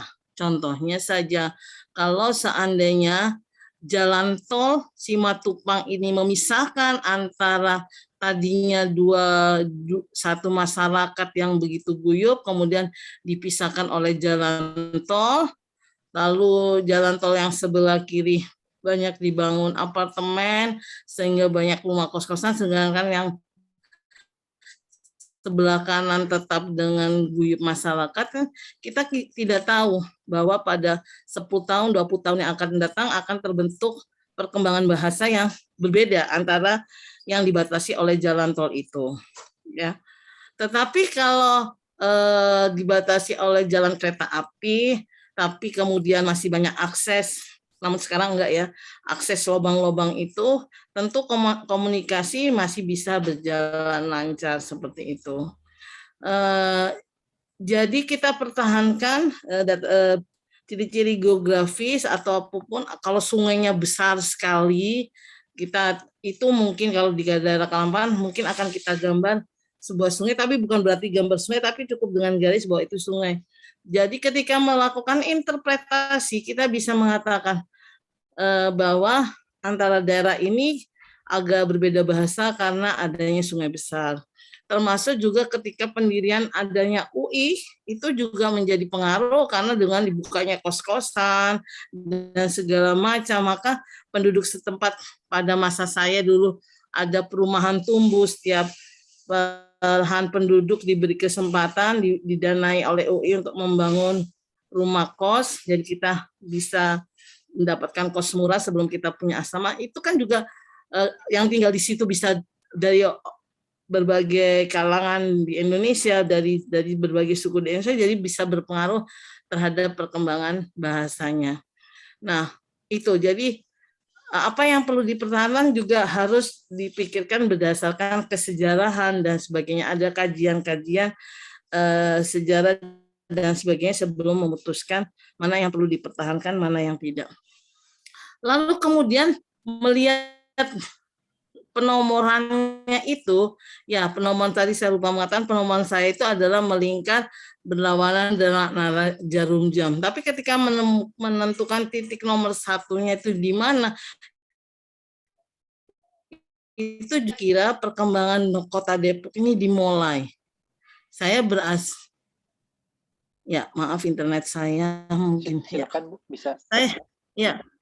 Saya berasumsi dengan dibangunnya Perumnas di Depok itu pada tahun 1970 itu merupakan tonggak awal berkembangnya kota Depok. Lalu kemudian pembangunan kantor-kantor pemerintahan dan bahkan pendidikan tinggi awal mulanya ada di daerah sekitar Perumnas Depok situ, yaitu di Jalan Nusantara dan sebagainya, itu SMA 1, SMP Negeri 2 dan sebagainya. Itu karena awal mulanya Perumnas ada di sekitar sana. Jadi semua harus ada asumsinya. Tapi kalau seandainya kita anggap saja yang gampang saja, anggap saja ini belum ada yang meneliti Jakarta. Kalau kita mau meneliti Jakarta sebagai daerah pengamatan kita berpikir mau pakai apa ini, kecamatan kah atau kelurahan. Mungkin kalau kelurahan bisa ngos-ngosan kita ya, kan kita juga harus memikirkan juga waktunya berapa, cukup dana yang diperlukan berapa yang tersedia dan sebagainya. Mungkin kita bisa memilih kecamatan, itu pun tidak semua kecamatan yang ada di kita Jakarta mungkin.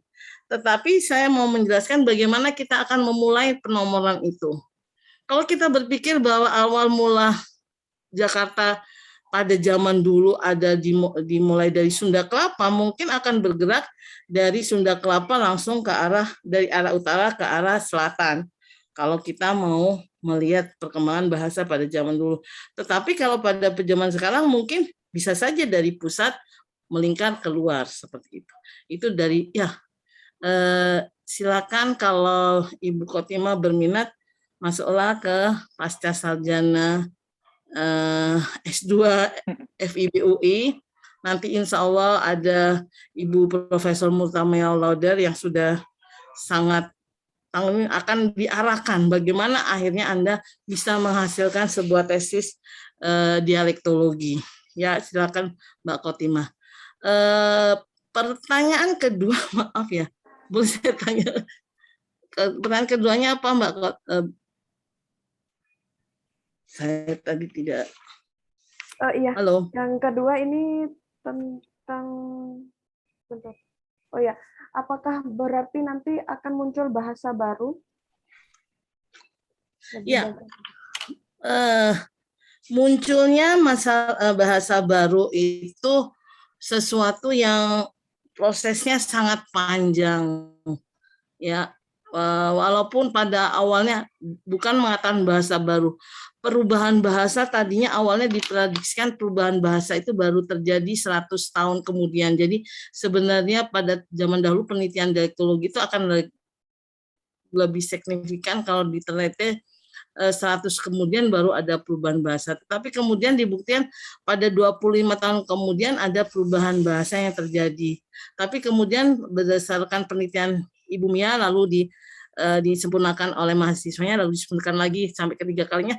Dalam waktu 10 tahun, Kota Bekasi sudah dapat terlihat perubahan bahwa menghilangnya bahasa Jawa di daerah Bekasi, seperti itu. Jadi perubahan bahasa. Tapi kalau ada bahasa baru, itu masalah yang berbeda. Ya, sebab ada yang disebut dengan masyarakat bahasa. Masyarakat bahasa bagaimana bahasa menganggap dirinya sebagai bahasa yang berbeda. Ini yang terjadi sekarang pada masyarakat Depok. Sebenarnya masyarakat Depok tidak ada kesulitan berkomunikasi dengan orang-orang berbahasa Betawi, sejujurnya. Karena secara persentase memang dia berbahasa Betawi. Tetapi kemudian masyarakat Depok mau menganggap dia ingin dianggap mempunyai bahasa yang berbeda, yaitu pengakuan masyarakat bahwa kita bahasa yang berbeda. Kita mau dianggap sebagai berbahasa Depok. Itu yang terjadi kan seperti itu. Itu masyarakat bahasa. Masyarakat bahasa itu sah-sah saja. Seperti kita dan Malaysia. Mungkin kalau kita dihitung secara penghitungan dialektometri, mungkin kita tidak sampai perubahan, tidak sampai mencapai perbedaan bahasa antara kita dan Malaysia kan. Tapi kita mau dianggap sebagai bahasa Malaysia. Tidak mau. Masyarakat Malaysia begitu juga sebaliknya, tidak mau dianggap sebagai bahasa Indonesia karena ada pengakuan masyarakat yang berbeda. Jadi tidak selalu seperti itu, tapi ada juga seperti masyarakat bahasa Inggris di New Zealand, ya, di Australia, di Amerika, bahkan di Singapura, mereka mengaku sebagai masyarakat bahasa Inggris. Ya, bahasa Inggris mereka itu berbeda, tapi mereka mengaku bahwa mereka mengaku sebagai bahasa Inggris. Ya, yang terjadi juga di Arab Saudi, bahasa Arab itu sebenarnya antar penutur bahasa Arab, ya ini mungkin Mbak Min lebih tahu, ada yang susah berkomunikasi, tapi mereka mengaku sebagai masyarakat bahasa Arab, seperti itu. Jadi masyarakat bahasa bergantung pada setiap masyarakat ingin masyarakat dianggap mengaku sebagai masyarakat bahasa apa. Usaha dari masyarakat itu biasanya dilakukan dengan cara kodifikasi, membuat kamus, membuat tata bahasa, dan sebagainya, bahwa kami itu memakai bahasa Depok, seperti itu. Itu yang terjadi juga pada masyarakat Osing yang ada di Banyuwangi. Mereka rajin mengikuti jurnal internasional, menyiarkan dirinya mereka sebagai masyarakat bahasa Osing, seperti itu. Jadi kalau bahasa baru saya rasa tidak.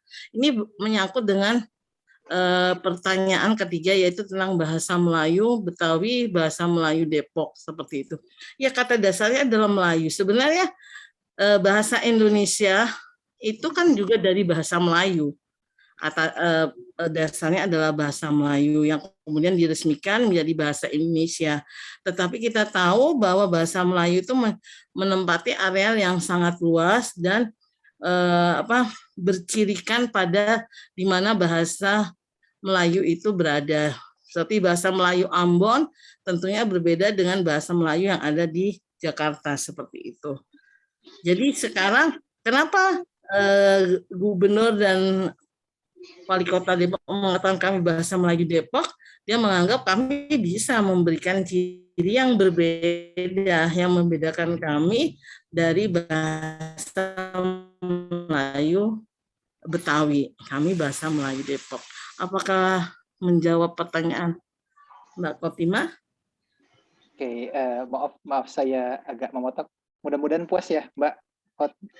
Ya, puas. Ya, insya Allah. Kalau belum puas, Terima bergabunglah bersama kami supaya bisa sering-sering berkonsultasi dengan Ibu Sri. Nanti ada Bu Mia juga.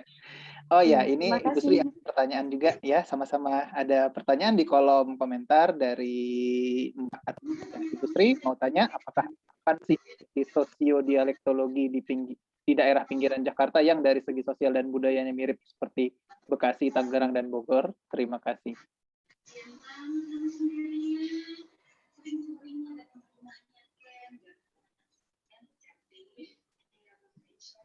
Ibu Sri lagi ada sedikit gangguan ya dengan internetnya, mudah-mudahan segera bisa bergabung kembali.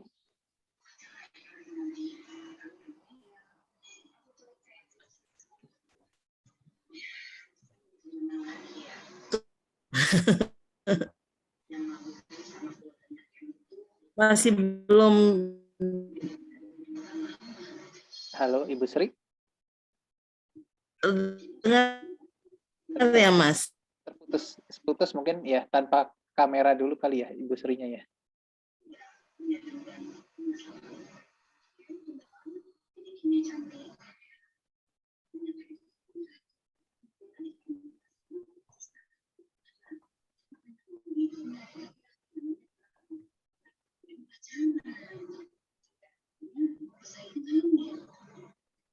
Oke, kita tunggu sebentar ya.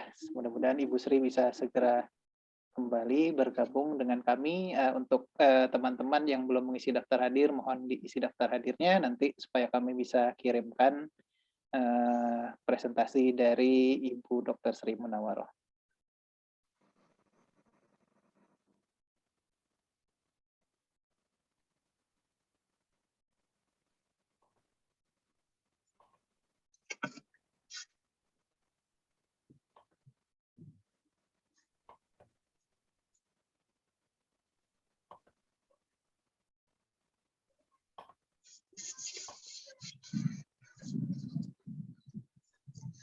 Kameranya bisa dimatikan saja supaya tidak terlalu berat. Iya, nih. Wah, ada Ibu Mia. Selamat sore Ibu Mia. Terima kasih Sore. sudah bergabung bersama kami. Dari tadi. Iya, memang nih. Ibu Mia mau ikutan jawabin, membantu menjawab. Enggak dong, dokter Iya. baru dong.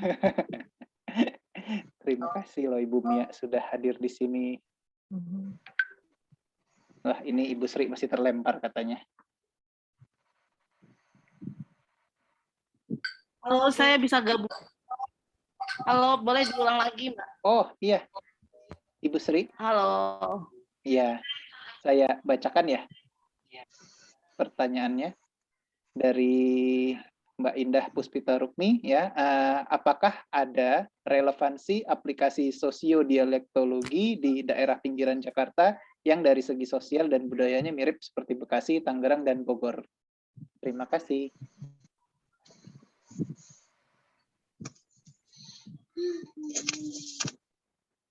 Halo, maksud kondisi kebahasaan ya. Saya tentunya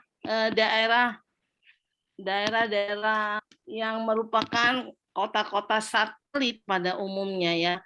Kan kita banyak nih, Surabaya dia punya kota-kota satelitnya, lalu Jakarta dengan kota satelitnya, lalu mungkin Medan dengan kota satelitnya, atau terutama yang di daerah Jawa ini kondisi-kondisi seperti itu pasti aspek sosiodialektologinya akan terlihat.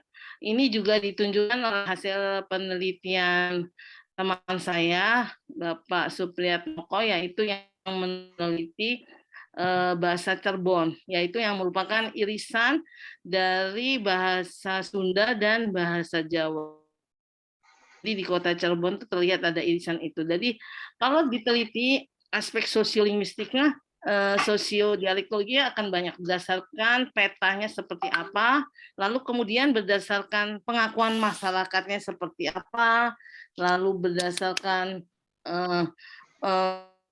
keinginan pemerintah seperti apa, itu juga menjadi sebuah penelitian yang menarik tentunya. Jadi ya kebetulan di kota-kota besar mungkin, di kota kecil lain yang kemudian ada satelit di sekitarnya, apalagi kita akan berencana, nah ini makin akan dijadikan ibu kota baru. Sebelum menjadi ibu kota baru, bagaimana situasi sosiodialektologinya di sana kan? Kemudian setelah ada pemindahan ibu kota ke daerah sana, nanti apa yang terjadi? Itu pasti akan menarik untuk dijadikan data penelitian sosiodialektologi. Oke. Itu mungkin yang bisa saya jawab. Ya, terima kasih Ibu Sri untuk jawabannya. Ya, saya harap Mbak yang bertanya cukup puas. Nanti jika belum puas, bisa mungkin kontak lagi ke Ibu Sri ya. Kami juga masih ada komentar di sini dari Pak Mahjudin ya. Beliau berkomentar, ya saya orang asli Depok, hampir 67 tahun ya. Kayaknya kita hampir nggak ada yang bisa menyaingi. Bahasa di Depok memang cukup unik ya. Ada beberapa bahasa yang masuk dari daerah Jawa, Sunda, Betawi dan lainnya. Contoh ora itu sendiri dari Jawa ya, kemudian begitu juga kata pisan dari Sunda dan masih beberapa bahasa daerah lainnya yang ada di Indonesia. Ya, saya rasa memang itu ya luar biasanya Depok sebagai kota penyangga Jakarta, tentu sebuah kota yang sangat kaya budaya, banyak orang di situ, dan tadi yang menarik Ibu Sri katakan, kita tuh kalau berkomunikasi berusaha menyesuaikan dengan siapa yang coba kita sapa. Oke, meskipun hari semakin gelap, kami coba memberikan satu kesempatan lagi ya. Ada satu pertanyaan di kolom chat dari Teresa, ya, mahasiswa baru linguistik S2, ingin bertanya, berdasarkan berkas isoglos, tampak bahasa Betawi mendominasi. Menurut Ibu Sri, apakah ke depannya ada kemungkinan bahasa Betawi tertentu, ya, ora, pinggiran, atau Betawi, yang penggunaannya akan meluas dan lebih menonjol dibandingkan bahasa Betawi lainnya? Silakan, Ibu. Ya, terima kasih Mbak siapa tadi ya? Teresa, Ibu Sri. Mbak Resa. Ya, Mbak Resa, terima kasih. Mudah-mudahan Mbak Resa tertarik dan sama-sama nanti dari FIB UI. Jadi segala kemungkinan itu bisa terjadi. Tetapi kalau kita lihat dari penggunaan kata ora yang semakin kecil, ya ora yang secara definitif dipakai. Ini saya mengatakan Betawi ora yang kata oranya secara definitif dipakai itu menempati 6% dari wilayah di Depok.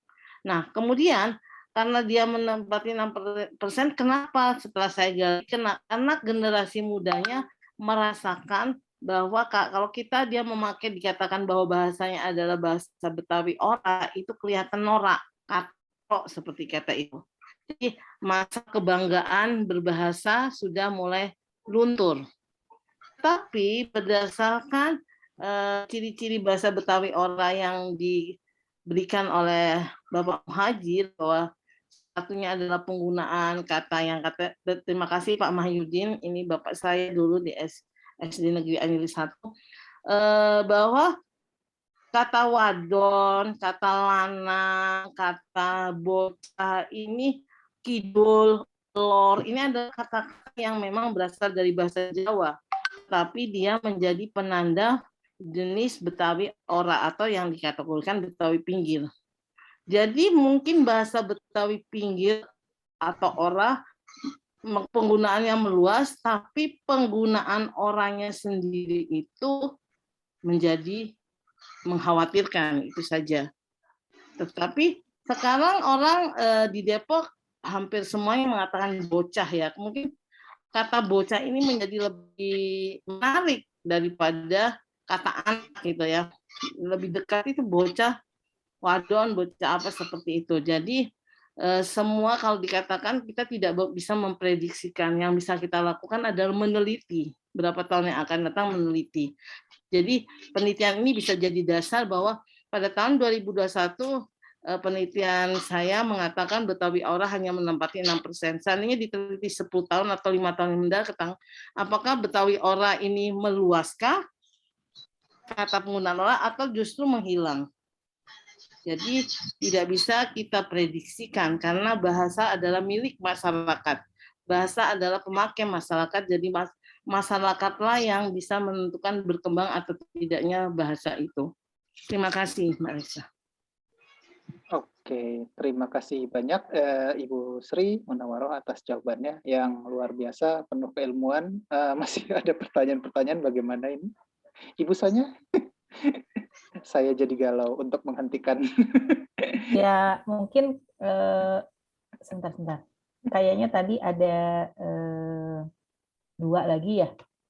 Iya. Ada yang satu mungkin untuk Ibu Sri, yang kedua nih tampaknya untuk saya nih.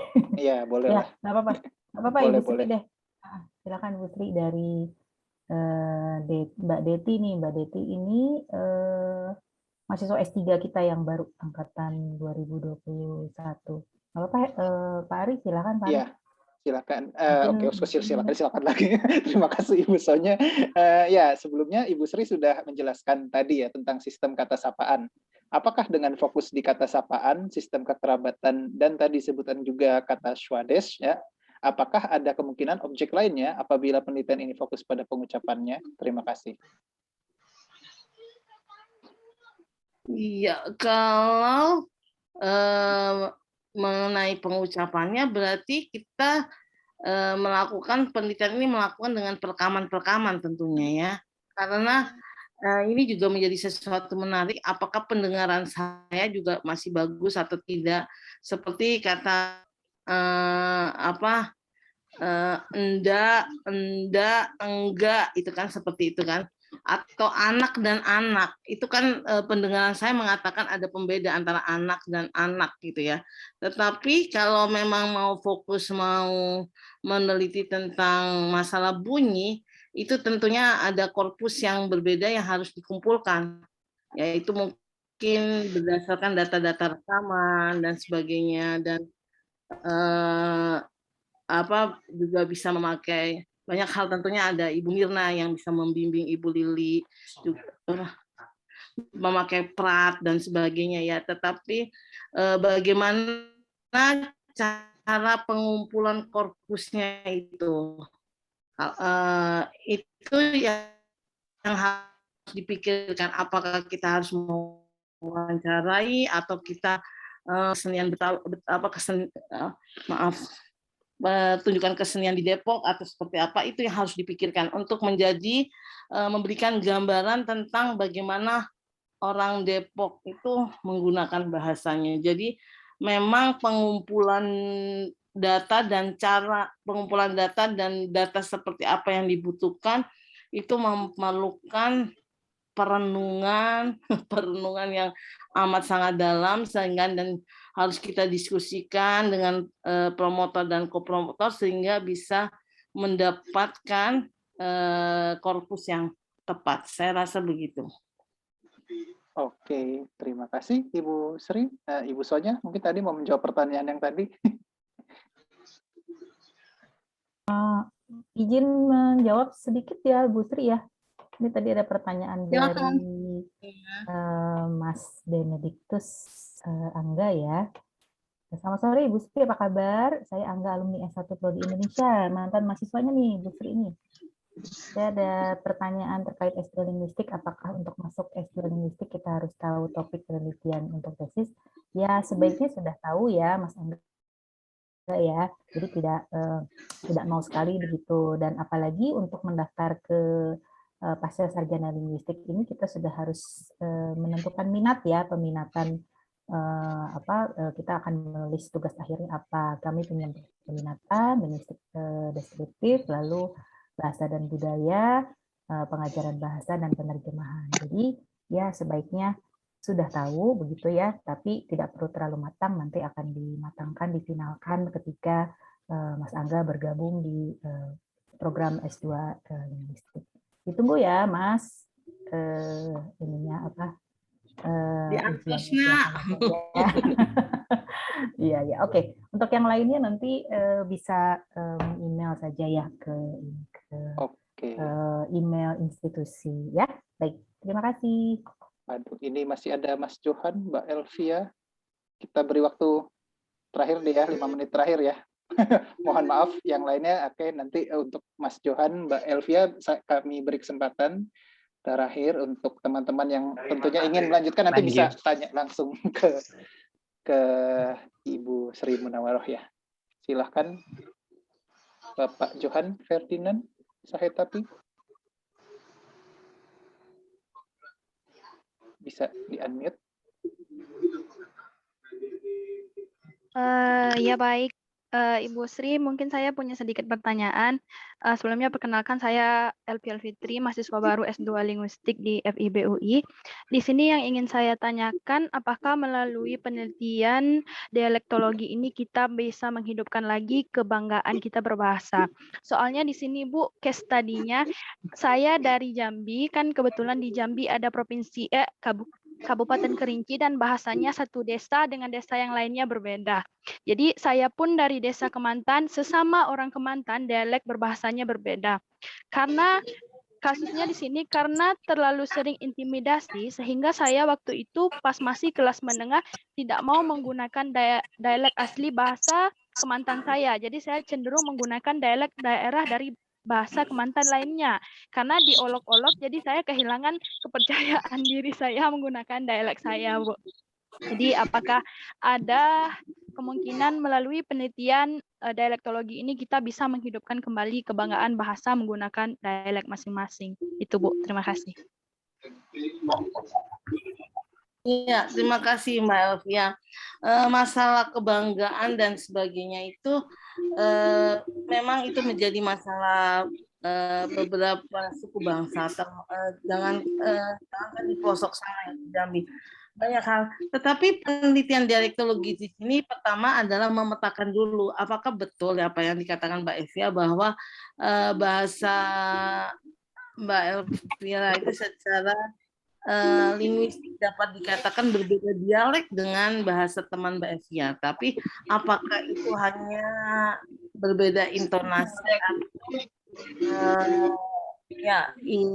atau dialek bahasa setempat ya. Jadi dalam penghitungan secara kebahasaan itu sebenarnya mereka bahasa yang sama, tapi mungkin penekanan saja. Nah, itu juga bisa dilakukan tidak dengan pembedaan leksikal yang saya kemukakan tadi, tapi berlarinya kepada perbedaan fonologisnya, isofonnya apa berbeda. Ya, kalau dapat menimbulkan kebanggaan, penelitian dialektologi apakah dapat menimbulkan kebanggaan? Tentunya ini ada usaha-usaha yang memperlihatkan bahwa bahasa daerah satu dan yang lainnya itu adalah bahasa yang mempunyai kekasan yang berbeda-beda, yang mempunyai kekuatan yang berbeda-beda, sehingga satu sama lainnya juga menjadi justru memperkaya bahasa Kerinci menjadi sesuatu bahasa yang menjadi lebih kuat seperti itu. Ibu Mia boleh bantu saya ini, mengingat pernah mahasiswa kita dulu meneliti bahasa Kerinci ya Ibu. Tolong Bu Mia di-unmute. Ya, sudah ada mahasiswa bimbingan saya meneliti bahasa Kerinci secara fonologis dan dia berusaha membuat ejaan untuk bahasa Kerinci di sana, dan dia juga mengakui bahasa Kerinci itu satu dialek dengan dialek lainnya itu sangat berbeda. Jadi setiap dialek itu mempunyai kekhasan tersendiri. Nah, jadi kalau Anda akan melakukan penelitian bahasa Kerinci lagi, ya boleh saja, bisa saja, tetapi tolong harus mengumpulkan dulu semua penelitian tentang bahasa Kerinci, sehingga Anda bisa menentukan niche-nya itu di mana, fokusnya itu di mana, bedanya saya dengan penelitian-penelitian bahasa Kerinci yang lainnya itu ini, kan begitu.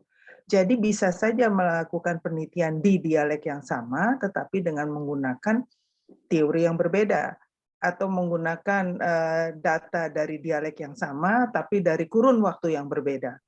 Nah, jadi oleh karena itu tidak usah khawatir, bahasa Kerinci itu tetap bisa diteliti dari berbagai macam sudut pandang, baik dari segi teoritisnya maupun dari segi temporalnya. Jadi kami tunggu proposal Anda, dan kami siap membantu. Terima kasih. Itu dapat menimbulkan kebanggaan katanya Bu, supaya dapat menimbulkan kebanggaan. Itu yang tadi. Oh, itu maksudnya. Ya, bisa saja. Seperti mahasiswa saya sebelumnya, itu dia melakukan penelitian bahasa Kerinci, dialek dia ya, saya lupa nama dialeknya, dan itu dia membuatkan ejaan. Lalu dengan demikian dia bisa meminta penduduk setempat untuk menuliskan adat istiadat, misalnya pemberian nama, adat istiadat perkawinannya, lalu resep-resep makanannya, dan sebagainya. Sehingga berbagai macam budaya setempat itu bisa tercatat dengan baik. Dan demikian, maka mereka menjadi bangga bahwa budaya mereka itu tercatat. Karena kita harus ingat bahwa apa-apa saja yang tertulis dan tercatat itu abadi dibandingkan dengan yang lisan. Karena yang lisan itu sangat terbatas. Bisa saja dari satu generasi ke generasi yang berikutnya itu masih mirip, tapi ke generasi yang ketiga, keempat, kelima mungkin sudah ada pergeseran-pergeseran, bukan berarti ingin mengubahnya, tetapi ada yang lupa. Nah, dengan demikian kalau kita ingin melestarikan budaya kita, ya kita harus catat itu. Nah, jadi Anda bisa menumbuhkan kebanggaan terhadap budaya setempat dengan memperlihatkan kekhususan, kekhasan yang ada yang tidak ada di tempat lain. Dan itu bukan saja kekhasan di Kerinci, tapi di seluruh dunia itu bisa ditunjukkan. Ya, jadi saya rasa itu salah satu cara untuk meningkatkan kebanggaan kita melalui penelitian fonologi. Saya lihatnya dari sudut pandang fonologi, bisa juga dari sudut pandang macam-macam. Ya, selamat memikirkan topik penelitian yang menarik. Iya, terima kasih jawabannya Ibu Sri, Ibu Mia. Terima kasih Ibu Mia, Ibu Sri. Ya, ya tentunya ditunggu juga ya kiprahnya bergabung bersama kami. Saya juga kemarin sempat dengan almarhum Pak Toto itu ya, dengan Universiti Malaya, itu ada Dr. Nurul Huda ya yang juga meneliti bahasa di Kerinci, ya beliau dari Universiti Malaya, kemudian ada Bapak Brad McDonald dari Manoa Hawaii, Universiti Manoa Hawaii, kemudian ada Bapak Michael Ewing dari Universiti Melbourne. Nah, beliau-beliau itu justru menelitinya, mendokumentasikan bahasa itu di Indonesia gitu ya. Jadi sangat sayang sekali kalau kita sendiri masih terlalu minim ya ahli-ahli di bidang itu. Tentunya bisa kerjasama dengan mereka dan lebih itu tadi seperti kata Bu Mia ya, kita mendokumentasikan bahasa ya. Jadi ada sejarahnya, orang akan tahu dan tentunya makin menarik minat lagi orang-orang untuk mendalami linguistik karena tahu apa kegunaannya supaya juga lebih bisa diterapkan di masyarakat. Ya,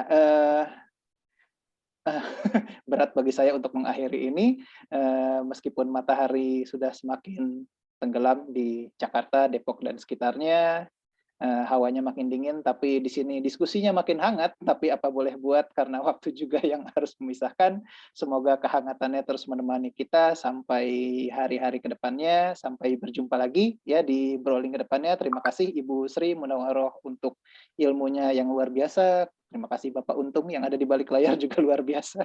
Kemudian Ibu Mia untuk komentar dan teman-teman sekalian ya untuk pertanyaannya yang juga meramaikan diskusi ini. Saya mewakili teman-teman dari LLL. Mohon maaf sebelumnya jika ada kekurangan.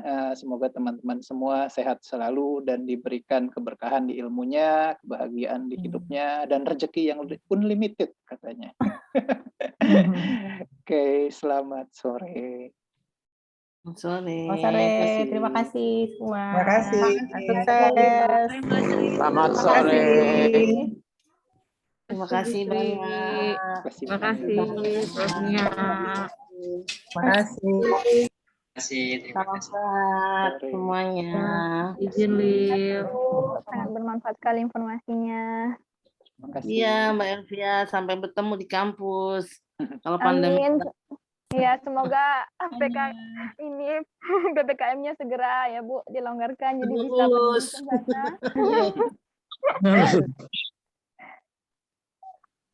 Terima kasih Mbak Sonya. Adila, terima kasih banyak. Terima kasih banyak. Mas Ya. Ari, Mbak Dila. Terima kasih Bu Kiki sudah Makasih banyak. menemani. Dadah. Salam buat Liv semua. Ya. Yuk. Bagaimana ini Bu Sonya? Di close aja atau masih mau Iya, ngobrol? Iya, langsung di. Ya sudah, tentunya Close teman-teman aja. masih ada Terima kasih aktivitas. banyak teman-teman LLL. Terima kasih Terima banyak. kasih Ibu Sri, terima kasih banyak ya. Nanti untuk teman-teman yang akan kami kirimkan ya itu PPT-nya dari Ibu Sri ya. Ya, jangan lupa datang lagi ke Ya, Browling yang datang lagi ya ke berikutnya. Browling selanjutnya. Nanti kami kabarkan. Terima kasih. Ya. Saya tutup ya. Yes. Iya, terima kasih.